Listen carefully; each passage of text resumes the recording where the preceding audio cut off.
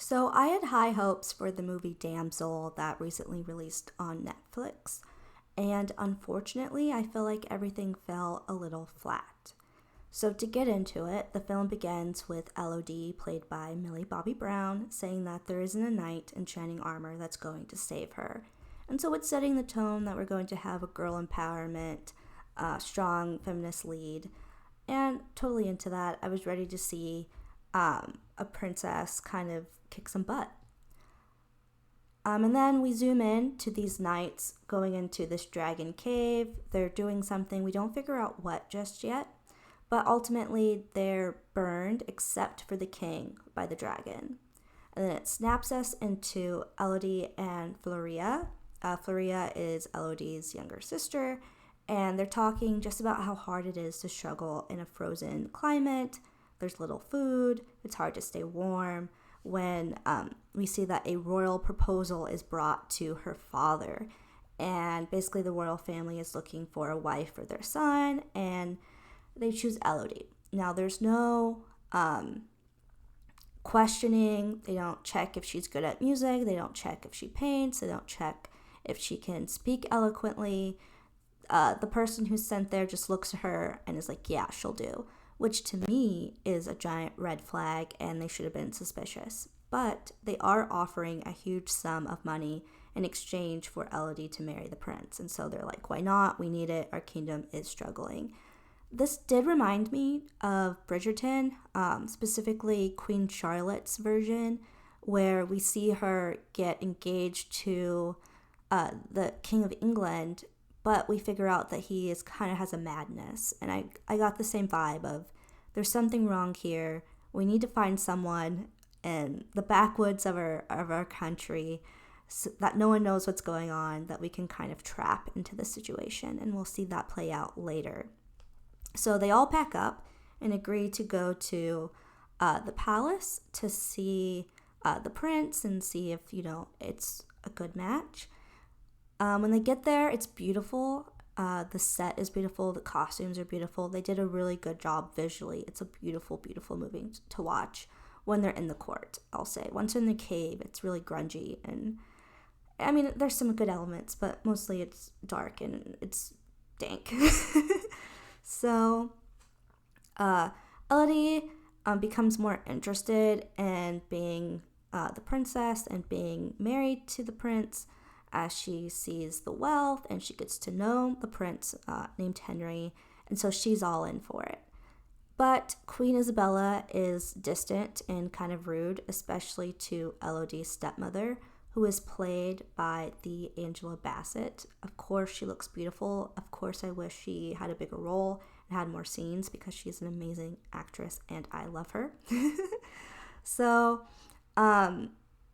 Lady Bayford, Angela Bassett's character, tries to talk to the queen, and the queen is just like, our families are marrying, that's it. I don't give a flying F about your daughter. And she even gets her name wrong. And so that raises Lady Bayford's senses and tries to persuade Elodie not to marry Prince Henry. But by this point, it's too late. Prince Henry is charming. They went off on this beautiful horse run, and Elodie is head over heels into it. Now, her dad had a little secret meeting with the queen, and he comes out like shattered and obviously distraught, but he doesn't back down from agreeing to give Elodie away, and he doesn't listen to Lady Bayford when she tries to tell him not to marry Elodie to Prince Henry. And if that's foreshadowing, I don't know what else is, because obviously it's not going to end good. So then, despite all the doubts and all the weirdness, there's still a wedding. Her family, they leave to go home or to start sailing. And then his family and some of the court go to this mountain, and they're in kind of like this bridge area with these two that leads to this cavern into the mountain. And they do this weird ritual. Now, if I was Elodie, the minute I saw that they were doing some weird ritual, that would be it for me. I would be out. I would not be staying. But she is just like, oh, this is what it takes to be a royal. This is tradition. La la la la la la la. And the girl just goes through it, doesn't fight it. At the end, they cut her palm, cut his palm, they swish their blood around together. He picks her up and drops her into the cavern. And that's that. She figured out way too late, in my opinion, that the ritual was weird and that she is the sacrifice to the dragon. So now that she's in the cavern, she's running from the dragon. It's a series of obstacles and tribulations that she has to overcome. She does find other bodies of other sacrifices, and when she sees them, she's able to have like these visions of what they lived through and their experiences. Now, I did some reading, and apparently the book that this is based off of, there's a lot more detail of these past, girls that had been sacrificed, and I do feel like that was missing in this movie. It really does just become Millie or Elodie running around, and it does get a little bit boring. And I think that would have added a little bit more depth just to kind of show that there's these other people, adding other characters, because otherwise it's just Elodie and the dragon running around avoiding each other. So then, I guess unfortunately another downside of this is also that a lot of it is just Millie grunting and staring off into the distance. Like, it's not a lot of action or a lot of anything or a lot of character development. It's just her trying to be quiet, but not really trying to be quiet because she's just grunting and yelling and screaming, which is what you don't do when a dragon is chasing you. Then we see that her dad does return. He tries to rescue her. So a little bit of a redeeming quality there. He does give this kind of long-winded monologue, which in my opinion is too little too late. But he does it. The dragon kills him. And Elodie sees her chance to kind of get away from this dragon.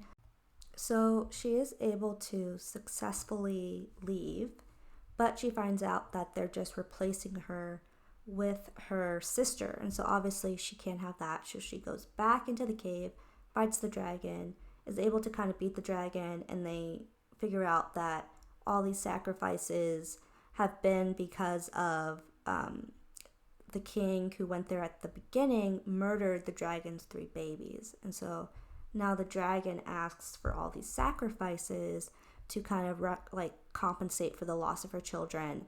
And Millie's like, they're not sacrificing royals. They're just finding random people to bring here and sacrifice. Like, this isn't fair. Like, this isn't hurting the people that you're trying to hurt.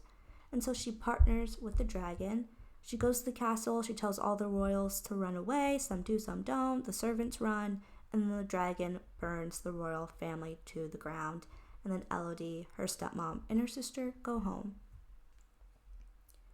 I do think that this movie had a lot of promise, and I was very excited. Like, I do love fantasy characters, and I do like female leads. However, I just feel like there wasn't enough character development with Elodie to have that satisfying progression through the movie. It's like 1 hour and 40 minutes, I want to say, so almost 2 hours, and we don't really see any growth of character, growth of plot.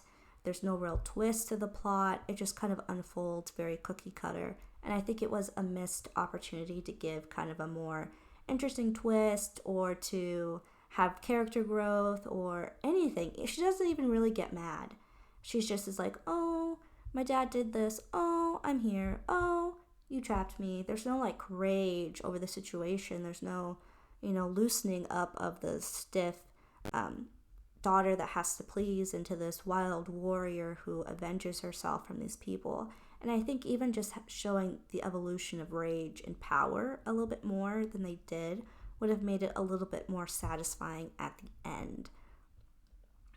Do I think this is like a nice watch to kind of put on in the background, or if you have like nothing else to do? Sure, it's not bad. A lot of the scenes are lovely to look at, but I just feel like it was a missed opportunity to really give us a satisfying lead protagonist, lead